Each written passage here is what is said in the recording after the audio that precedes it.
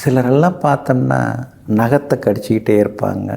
அது ஏன் அவங்களுக்கு அந்த மாதிரி பழக்கமெல்லாம் வருது அப்படின்னு நகம் கடிப்பவர்களின் ஜாதகங்கள் ஒரு 40-50 ஜாதகங்களை நாம் எடுத்து பார்த்தோம். யாருக்கெல்லாம் நகம் கடிக்கிற பழக்கம் இருக்குது அப்படின்னு தேர்ந்தெடுத்து பார்த்தோம். பழைய நூல்களில் இது பற்றி ஏதாவது சொல்லப்பட்டிருக்குதா அப்படின்னும் பார்த்தோம். நந்தி பாக்கியம் இது மாதிரி நூல்களில் ஒரு சிலது குறிப்பிடப்பட்டிருக்குது. அதாவது இந்த மாதிரி விஷயங்கள் எல்லாமே ஒரு சில விஷயங்கள் குறிப்பிடப்பட்டிருக்குது. அதனால் இந்த எடுத்துக்காட்டாக நாம் தேர்ந்தெடுத்த ஜாதகங்கள் அதெல்லாம் பார்க்கும் பொழுது சில கிரக அமைப்புகள் உள்ளவங்க நகம் கடிக்கும் பழக்கத்துக்கு ஆளாகிறாங்க அப்படிங்கிறத உணர முடிஞ்சதுங்க. பொதுவாக பார்த்திங்கன்னா நகம் அப்படின்னு எடுத்துக்கிட்டிங்கன்னா அது ஒரு மாதிரியான ஒரு காம்பினேஷன். அந்த நகத்துக்கு உரிய கிரகம் எது? சனி பகவான். அந்த கடித்தல் அப்படின்னு வருது இல்லைங்களா, கடிக்கிறதுனாலே செவ்வாயும் கேதுவும் தான். அது எதை கடிக்கிறதா இருந்தாலும் சரி, மாங்காய் கடிக்கிறதா இருந்தாலும், தேங்காய் கடிக்கிறதா இருந்தாலும், நகத்தை கடிக்கிறதா இருந்தாலும் செவ்வாயும் கேதுவும் அந்த இடத்துல ஆக்டிவேட் ஆகும். அந்த மாதிரி இந்த 2 கிரகம் சேர்ந்து இருக்கிறவங்களுக்கும் நகம் கடிக்கிற பழக்கம் வருதுங்க. அதே மாதிரி இப்போ நம்ம கை அப்படின்னா அது புதன் ஆகுது. அப்போது கை புதன், ஆனால் கையினுடைய வலிமை அப்படின்னு பார்த்திங்கன்னா அது செவ்வாய். அது மாதிரி பிரித்து அப்படியே கொண்டு போனோம்னா சில விஷயங்கள் புரிய வரும். இந்த சனி பகவானுடைய ஆதிக்கம் உள்ளவங்க நிறைய பேர் நீளமாக நகத்தை வளர்த்துக்கிறவங்களாம் இருக்காங்க. அதாவது இடது கையில் சில விரல்களில் மட்டும் நகம் வளர்ப்பாங்க. சிலர்லாம் பார்த்திங்கன்னா அந்த நடுவிரல் இருக்கு இல்லைங்களா, அந்த நகத்தை மட்டும் வளர்த்து வச்சுருப்பாங்க. நடுவிரல்னாலே அப்புறம் சனி பகவான் விரல் தானே, அதிலே நம்ம தெரிஞ்சுக்கலாம் சனி பகவான் அவர் ஜாதகத்தில் கொஞ்சம் வலுத்திருக்கு அப்படிங்கிற மாதிரி தெரிஞ்சுக்கலாங்க. பொதுவாக சனி பகவான் ஒருத்தவங்க ஜாதகத்தில் லக்னத்துக்கு 2ஆம் இடத்துல இருந்தால் அவங்களுக்கு நகம் கடிக்கக்கூடிய பழக்கம் அதிகமாக வருது. அதே போல் சுக்கிரனும் சனியும் ஒருத்தவங்க ஜாதகத்தில் சேர்ந்திருந்தாலும் அவங்களும் நகம் கடிக்கக்கூடியவர்களாக இருக்கிறாங்க.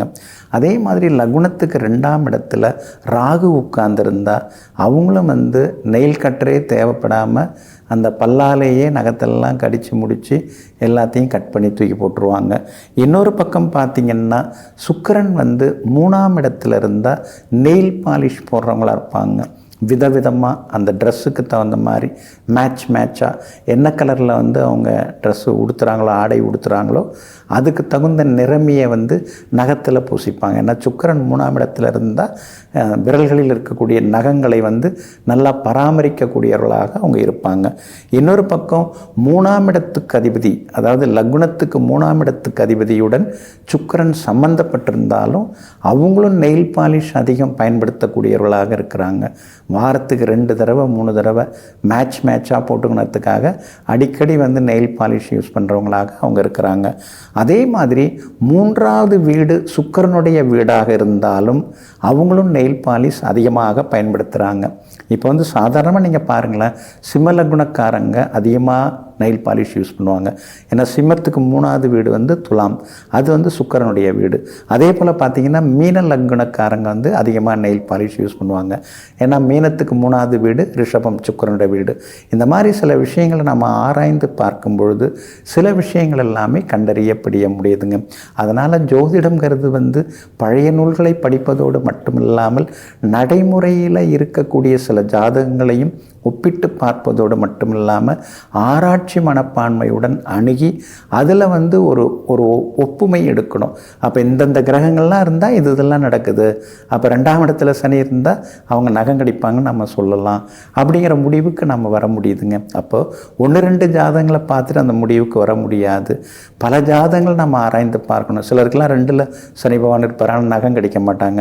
காரணம் குரு பகவானுடைய பார்வையில் அந்த சனி பகவான் இருப்பார். அப்போ உள்விதிகள்னு செக்ஷனாக ஜோதிடத்தில் நிறைய பாயிண்ட் இருக்கும். இதெல்லாம் நம்ம அனுபவத்தால் தான் உணர முடியுமே தவிர ஏதோ 1-2 தெரிஞ்சுக்கிட்டெல்லாம் நம்ம உணர முடியாதுங்க. அதனால் ஜோதிடம் என்பது நம்முடைய வாழ்க்கையினுடைய வழிகாட்டியாக இருக்கிறது. அதை சரியாக புரிந்து கொண்டால் நமக்கு எல்லா நேரத்திலும் வெற்றி கிடைக்குங்க. நெஞ்சிற்கினியவர்களே, சுக்கிரவாரமாகிய இன்றைய நாள் உங்களுக்கு அனைத்து சுகபோகங்களையும் அள்ளித்தரும் அதிர்ஷ்டகரமான நாளாக அமையட்டும். மீண்டும் சந்திப்போம். நன்றியுடன் உங்கள் ஜோதிட முனைவர் KP வித்யாதரன். வணக்கம்.